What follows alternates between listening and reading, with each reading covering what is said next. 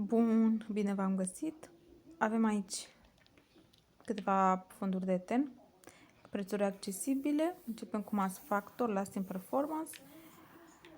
Ok, Rimmel London este la Lasting Radiance-ul cu SPF 25 antipoluare. Un fond de ten light, din ce am văzut eu.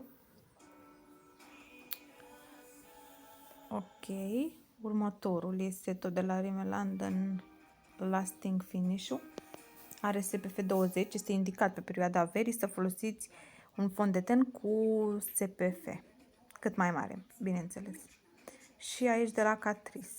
Catrice-ul, care este un fond de ten matifiant, rezistent la apă, foarte bun.